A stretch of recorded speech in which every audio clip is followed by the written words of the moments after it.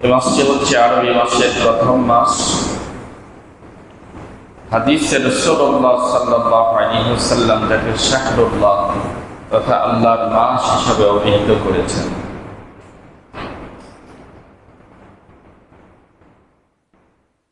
এই মাসে রোজা রাখার ফজিলত বর্ণনা করতে গিয়ে রাসূলুল্লাহ সাল্লাল্লাহু আলাইহি ওয়াসাল্লাম ইরশাদ করেন,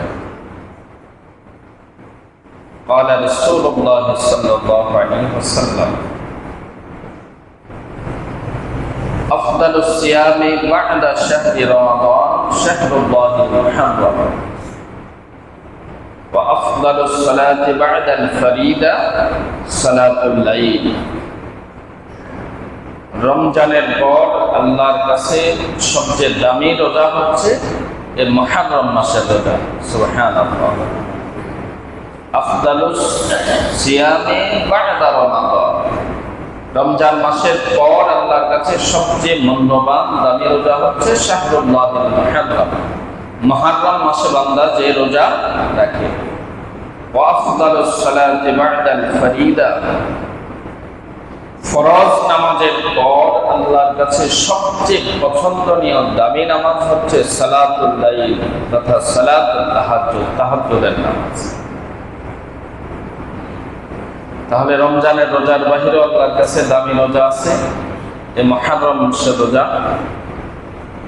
ফরজ নামাজের বাহিরে আল্লাহর কাছে সবচেয়ে দামি নামাজ হচ্ছে সালাতুল লাইল, রাতের নামাজ তথা সালাতুল তাহাজ্জুদ। যাই হোক, এই মাসটি হচ্ছে শাহরুল্লাহ, আল্লাহর মাস। পৃথিবীর সব কিছু আল্লাহর পক্ষ।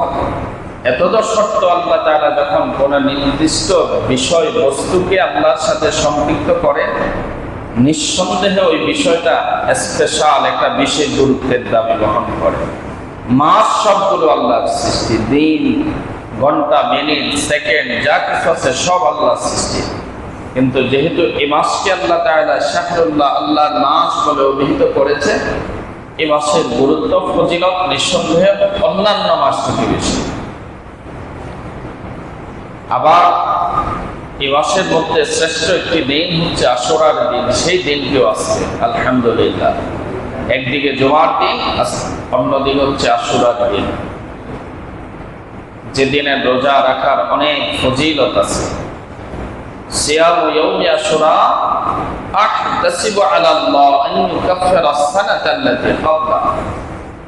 আশুরার দিনে একটি রোজা যে ব্যক্তি রাখবে, পূর্ববর্তী 1 বছরের গুনাহ আল্লাহ তাআলা ক্ষমা করে দিবেন। সুবহানাল্লাহ বলবেন না?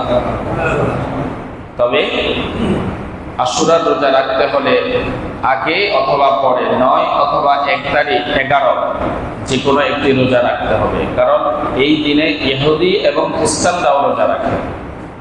এজন্য তাদের সাথে বৈপরীত্য স্থাপন করার জন্য আশুরা রোজার আগে অথবা পরে একটি রোজা রাখতে হবে, অন্যথায় রোজা মাত্র হবে। যাই হোক, এই যে আশুরা, এটা আশরনের বহুবচন আশুরা। পৃথিবীর সূচনা লগ্ন থেকে অনেকগুলো ঘটনা এই আশুরার দিনে ঘটেছে, আল্লাহ তাআলা সংগঠিত করেছেন এবং সে ধারাবাহিকতা আল্লাহ তাআলা কিয়ামত পর্যন্ত রাখবেন। এই দিনে আল্লাহ তাআলা তার অসংখ্য নবী রাসূল এবং তার ঈমানদার বান্দাদেরকে বিপদ, আপদ, মুসিবত, জালেমদের হাত থেকে মুক্তি দান করেছেন। কিয়ামত পর্যন্ত আল্লাহ তাআলা এই ধারাকে অব্যাহত রাখবেন। যেমন হাদিসের মধ্যে এসেছে, তাবাল্লাহু আলা কওমিন,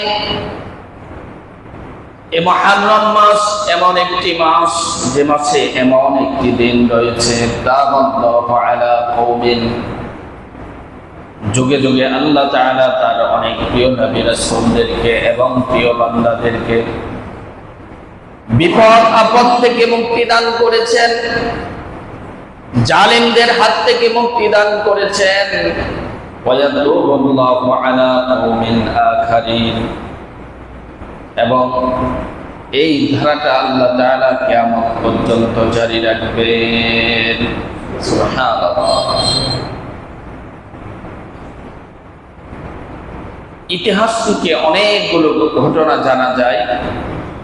সাইয়্যিদুনা আদম আলাইহিস সালাম থেকে শুরু করে আল্লাহর পয়গম্বর আদম আলাইহিস সালাতু ওয়াস সালামকে আল্লাহ তাআলা যখন জান্নাতে বসবাস করার জন্য নির্দেশ দিলেন, আল্লাহ তাআলা কোরআনের মধ্যে সে ঘটনা উল্লেখ করেছেন। আল্লাহ নিজেই ঘোষণা করেন, وَقُلْنَا يَا آدَمُ اسْكُنْ أَنْتَ وَزَوْجُكَ الْجَنَّةَ وَكُلَا مِنْهَا رَغَدًا حَيْثُ شِئْتُمَا وَلَا تَقْرَبَا هَذِهِ الشَّجَرَةَ فَتَكُونَا مِنَ الظَّالِمِينَ। আল্লাহ রাব্বুল আলামিন ইরশাদ করেন, আমি আদম এবং হাওয়াকে সৃষ্টি করার পর আদমকে নির্দেশ করলাম, হুকুম দিয়ে দিলাম, তুমি এবং তোমার স্ত্রী জান্নাতের মধ্যে পরম আনন্দে বসবাস করো, সুখে শান্তিতে থাকো এবং সেখানে তোমরা যা চাও যেখান থেকে চাও তৃপ্তি সহকারে পানাহার করো, আহার করো, পান করো। আল্লাহ তাআলা একটি নির্দিষ্ট গাছকে লক্ষ্য করে বললেন, ওয়ালা তাকরাবা হাদিহিশ শাজারাতা ফাতাকুনা মিনাস সালিহিন ফাতাকুনা মিনাস সালিহিন। একটি গাছকে আল্লাহ তাআলা নির্দিষ্ট করে দিয়ে বললেন, জান্নাতের মধ্যে যা কিছু আছে সব কিছু পানাহার করো, যখন ইচ্ছা যেখান থেকে ইচ্ছা যা ইচ্ছা, তবে ওই গাছের তোমরা নিকটবর্তীও হইও না। শয়তানকে যেহেতু জান্নাত থেকে বিতাড়িত করা হয়েছিল, শয়তান চিন্তা করেছিল যে জান্নাতে আমার থাকার সুযোগ হয়নি, যে আদমকে সাজদা না করার কারণে সে আদম আবার জান্নাতে কিভাবে বসবাস করে সেটা আমি দেখে নিব। এর মধ্যে আল্লাহ তাআলা একটা কৌশল ছিলেন। শয়তান একটা ভেষভূষ রূপ ধারণ করে আদম আলাইহিস সালাতু ওয়াস সালামের পিছে নানান কসম করে আদম আলাইহিস সালাতু ওয়াস সালামকে প্রতারিত করলেন।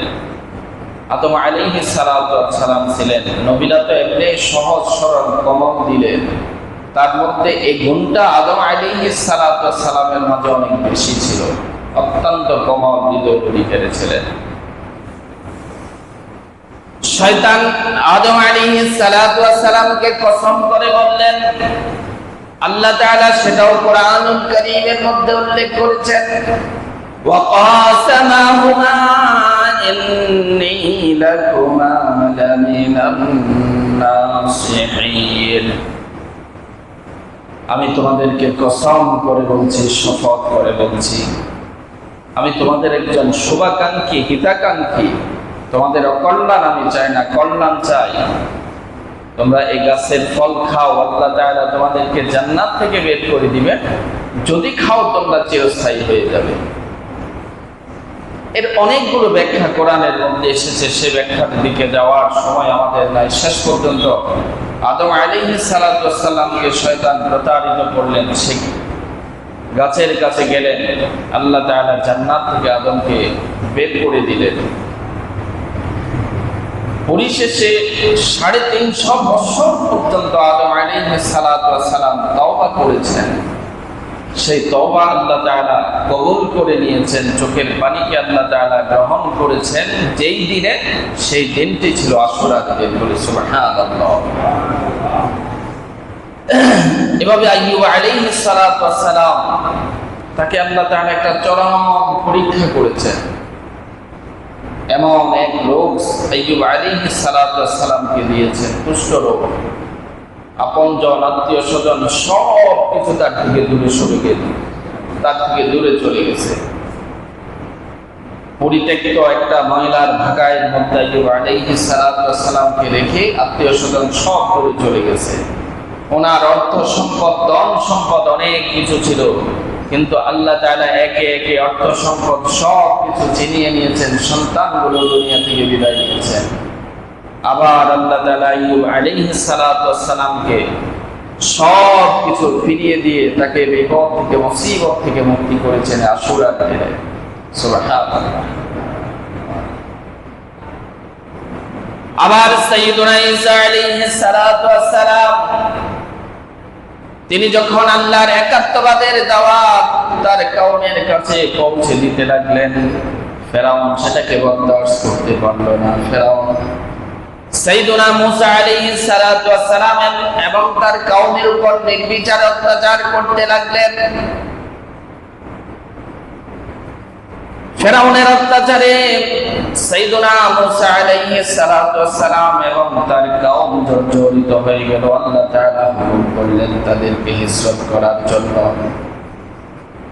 হিজরত করার জন্য আল্লাহ তাআলা যখন তাদেরকে আদেশ করলেন, সাইয়্যিদুনা মূসা আলাইহিস সালাতু ওয়াস সালাম তার কওমকে নিয়ে, তার অনুসারীদেরকে নিয়ে মিশর থেকে যখন ফিলিস্তিনের উদ্দেশ্যে রওনা হয়ে গেলেন, ফেরাউন খবর পেয়ে গেল মূসা তার দলবল সঙ্গীর সাথে সকলকে নিয়ে মিশর থেকে ফিলিস্তিনের উদ্দেশ্যে রওনা হয়ে গেছে। ফেরাউন বিশাল এক বাহিনী নিয়ে, লক্ষ লক্ষ অশ্বারোহী বাহিনী নিয়ে মূসা আলাইহিস সালাতু ওয়াস সালাম এবং তার কওমকে কতল করার জন্য বেরিয়ে পড়লেন। মূসা আলাইহিস সালাতু ওয়াস সালাম তার বাহিনী নিয়ে রাতের বেলায় রওনা হয়ে দীর্ঘ পথ পাড়ি দিয়ে যখন বাহরিকাল জৌম নামক নদীর কাছে এসেছেন, ইতিহাসের এখানে আমাদের একটা মূল তথ্য জানা, আমরা জানি নীল নদ। নীল নদ এটা একটা ছোট্ট নদী, এই নদীর প্রস্থ খুব কম, কিন্তু বাহরিকাল জৌম এটা বিশাল সুবিশাল এক নদী, যার প্রস্থ কয়েক মাইল পর্যন্ত।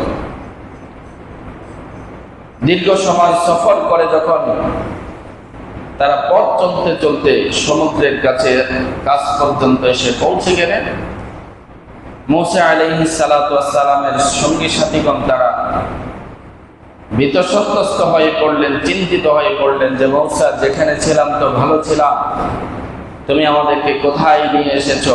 ফেরাউন এবং তার বাহিনীকে আরো বেশি উত্তেজিত করেছো, জুলুম নির্যাতন করে বাপের পিঠায় ছিলাম, সেটাই তো ভালো ছিল, এখন সামনে নদীর পিছনে ফেরাউনের বাহিনী। সাইয়্যিদুনা মূসা আলাইহিস সালাতু ওয়াস সালাম তার কওমকে লক্ষ্য করে বললেন, ও আমার কওমরা, শুনে রাখো যে আল্লাহ আমাকে নির্দেশ দিয়েছেন হিজরত করার জন্য। কাল্লা ইন্না মাইয়া রাব্বি সায়াহদিন, নিঃসন্দেহে ওই রব, ওই আল্লাহ আমাদের সাথে আছেন, নিঃসন্দেহে তিনি আমাদের জন্য একটা পথ খুলে দিবেন, পথ দেখিয়ে দিবেন। এই বলে মূসা আলাইহিস সালাতু ওয়াস সালাম তিনি তার কওমকে শান্ত করার চেষ্টা করলেন। ফেরাউন তার দলবল নিয়ে যখন নিকটবর্তী হলো, আল্লাহ তাআলা বাহরিকাল জৌম নামক নদীকে নির্দেশ দান করলেন। মূসা আলাইহিস সালাতু ওয়াস সালামের সাথে যে লোকজন ছিল, 12 সম্প্রদায়ের লোক ছিল, আল্লাহ তাআলা সমুদ্রকে নির্দেশ দিলেন মূসার 12টা সম্প্রদায়ের জন্য 12টা প্রশস্ত রাস্তা পেয়ে দাও। সুবহানাল্লাহ।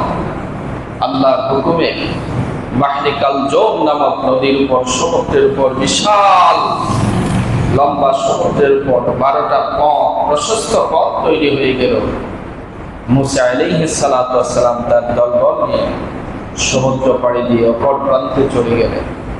ফেরাউন যখন তার দলবল নিয়ে আগমন করলো, সেও দেখলো বিশাল রাস্তা, সেও তার বাহিনী নিয়ে, অশ্বারোহীদেরকে নিয়ে সমুদ্র পাড়ি দেওয়ার জন্য যখন রওনা হয়ে গেলেন, আল্লাহ তাআলা সমুদ্রকে, তার সাথে লক্ষ লক্ষ সৈন্য ছিল, আল্লাহ তাআলা সমুদ্রকে প্রশস্ত করে দিলেন। সবাই যখন সমুদ্রের মাঝামাঝি এসে পৌঁছে গেল, সমুদ্রকে আল্লাহ তাআলা নির্দেশ দান করলেন ফেরাউন এবং তার বাহিনীকে সমুদ্রের মধ্যে ছবি হত্যা করো। আল্লাহর হুকুমে সমুদ্র দুদিক থেকে বিশাল ঢেউ এসে সমুদ্রের মধ্যে সৃষ্টি হওয়া রাস্তা পানিতে তলিয়ে গেল, তার সৈন্যবাহিনী সৈন্য সামন্ত যারা আছে সব সমুদ্রের মধ্যে তলিয়ে গেল, মুহূর্তের মধ্যে খতম হয়ে গেল। এই ঘটনাটাও আল্লাহ তাআলা যেদিন ঘটিয়েছেন সেটিও ছিল ইয়াউমে আশুরা। আবার আল্লাহর একজন জলিল কদর পয়গম্বর ছিলেন সাইয়্যিদুনা নূহ আলাইহিস সালাতু ওয়াস সালাম।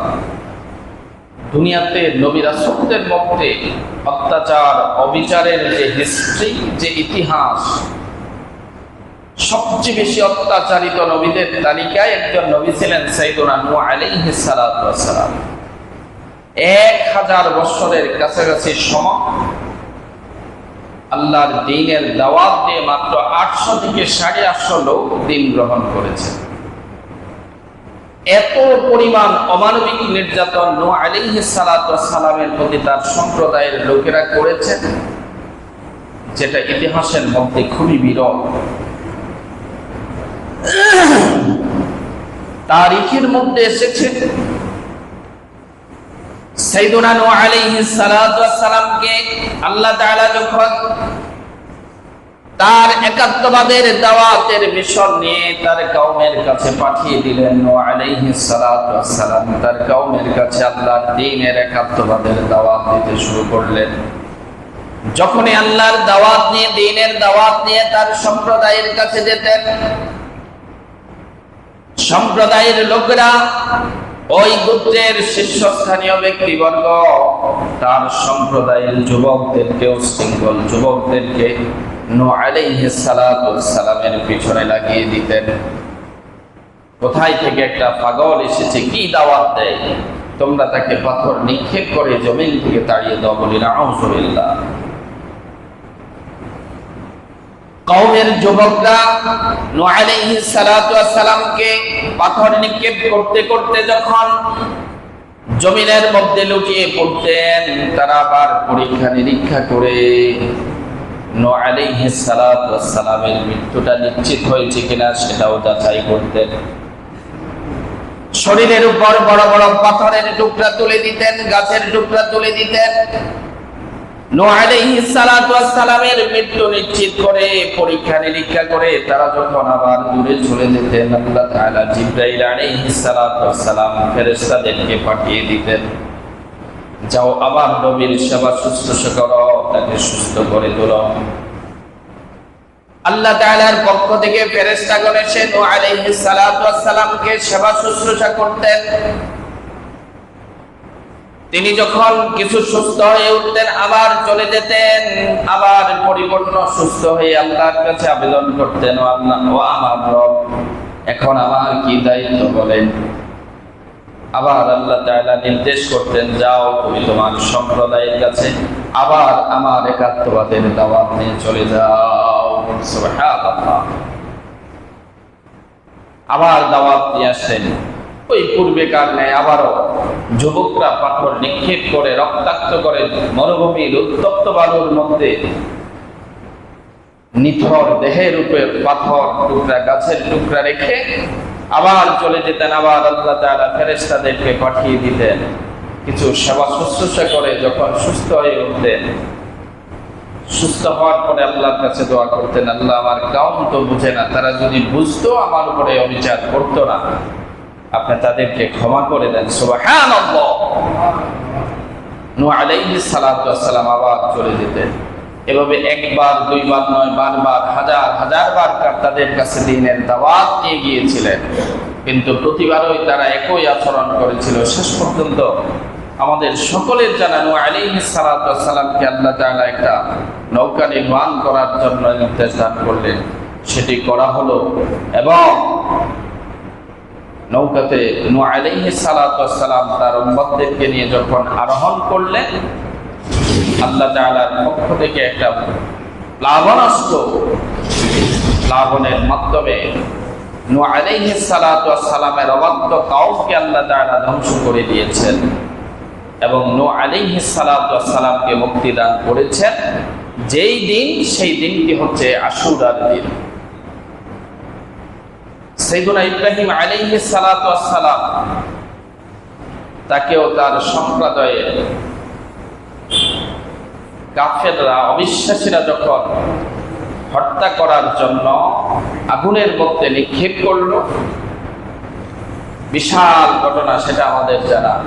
ইব্রাহিম আলাইহিস সালাতু ওয়াস সালাম কে যখন আগুনের মধ্যে নিক্ষেপ করলো, আল্লাহ তাআলা ফেরেশতাদেরকে পাঠিয়েছেন যে আমাদের কাছে সাহায্য চান, আমরা সাহায্য করি। সাইয়েদুনা ইব্রাহিম আলাইহিস সালাতু ওয়াস সালাম তাদেরকে জবাব দিয়েছেন, যিনি আমার সৃষ্টিকর্তা, যিনি আমার জীবনদাতা, মরণদাতা, সে রক্ত দেখছেন আমি কোন অবস্থায় আছি, কি অবস্থার মধ্যে আছি, তিনি আমার জন্য যা প্রয়োজন সেটা করবেন। সুবহানাল্লাহ। ইব্রাহিম আলাইহিস সালাতু ওয়াস সালামকে আল্লাহ তাআলা যেদিন মুক্তি দান করেছেন সেই দিনটি ছিল আশুরার দিন। এই ঘটনাগুলো তাফসীর এবং তারিখের কিতাবের মধ্যে পাওয়া যায়। আর মুসা আলাইহিস সালাতু ওয়াস সালামের ঘটনাটি হাদিসের মধ্যে, সহিহ হাদিসের মধ্যে এসেছে। মুসা আলাইহিস সালাতু ওয়াস সালামের ঘটনা থেকে এই আশুরার দিনের রোজা শুরু। যেমন হাদিসের মধ্যে এসেছে, রাসূলুল্লাহ সাল্লাল্লাহু আলাইহি সাল্লাম যখন মক্কা থেকে মদিনায় হিজরত করে এসেছেন, ফাওয়াজাদাল ইয়াহুদা সিয়ামান ইয়াওম আশুরা, তিনি একদল ইহুদিদেরকে দেখলেন তারা আশুরার দিন রোজা রাখতেছে। আল্লাহ রাসূল ইহুদিদেরকে জিজ্ঞেস করলেন, মা হাযাল ইয়াউমুল্লাযী তাসুমুনা, এটি কোন দিন যেদিন তোমরা রোজা রাখো, কি কারণে এই দিনে আশুরার দিনে তোমরা রোজা রাখো? قال هذا يوم عسيم انزل الله موسى وقومه وغرق فرعون وقومه। ইহুদিগণ জবাব দিলেন, এটি হচ্ছে এমন একটি দিন যেদিন আল্লাহ তাআলা মুসা এবং তার কওমকে মুক্তি দান করেছেন, ফেরাউন এবং তার দলকে আল্লাহ তাআলা সমুদ্রের মধ্যে চুবিয়ে হত্যা করেছেন। এটি হচ্ছে সেই বরকতময় দিন। ফাসাবাহু মুসা শুকরান, এজন্য মুসা আলাইহিস সালাতু ওয়াস সালাম আল্লাহর শুকরিয়া আদায় করে রোজা রাখতেন। ফানাহনু নাসুমু, ইহুদিরা দাবি করে যে তারা নবী মুসার অনুসারী, তারা বলেন এজন্য আমরাও তো মুসার অনুসারী, আমরাও এজন্য এই দিনে রোজা রাখি। তখন রাসূলুল্লাহ সাল্লাল্লাহু আলাইহি সাল্লাম বললেন, নাহনু আহাক্কু আওলা বিমূসা মিনকুম, আরে তোমরা কিসের মুসার অনুসারী? মুসার ব্যাপারে তো সবচেয়ে বেশি আমরা হকদার, আমরা তার অধিক আপনজন। রাসূলুল্লাহ সাল্লাল্লাহু আলাইহি সাল্লাম নিজের রোজা রাখলেন ও আমারা বিসিয়ামি, এবং সাহাবীদেরকে নির্দেশ দিলেন যে তোমরাও রোজা রাখো। মুসা আলাইহিস সালাতু ওয়াস সালামের এই ঘটনা আশুরার দিনের ঘটনা, এটা সুস্পষ্ট হাদিস থেকে প্রমাণিত। আল্লাহ রাসূল যখন এই আশুরার দিনে রোজা রাখা শুরু করলেন, তখন সাহাবীদের একদল এসে আল্লাহর কাছে অভিযোগ করলেন, ইয়া রাসূলুল্লাহ, ইয়া হাবিবাল্লাহ, হাযা ইয়াউমুন ইউআজ্জিমুহুল ইয়াহুদ ওয়ান নাসারা, এটা এমন একটি দিন যেদিনকে ইহুদি খ্রিস্টানরাও সম্মান করে, তারাও তো রোজা রাখে, এখন তাদের সাথে তো আমাদের মুশাবাহাত, সাদৃশ্য হয়ে যায়।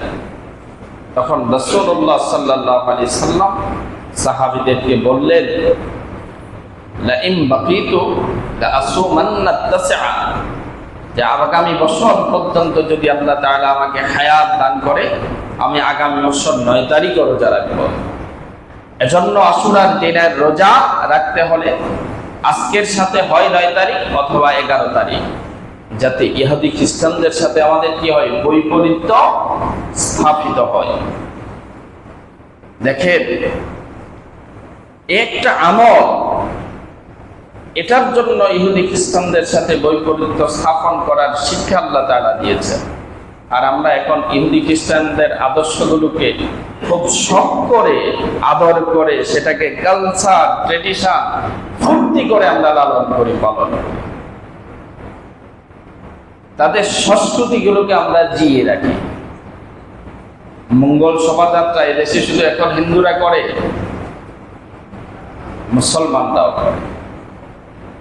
ইহুদি খ্রিস্টানদের হাজারো, আমাদের যুবকদের তো এখন এটা একটা কালচার, অভ্যাসে পরিণত হয়ে গেছে। ইহুদি খ্রিস্টান, কাফের, মুশরিক, নায়ক গায়ক, নায়িকা গায়িকা, এদের আদর্শগুলোকে, কৃষ্টি কালচারগুলোকে চর্চা করা। একেবারে মাথার চুল কাটা থেকে পায়ের জুতা পর্যন্ত খুঁজে খুঁজে বের করে করে চর্চা করে। নাউযুবিল্লাহ।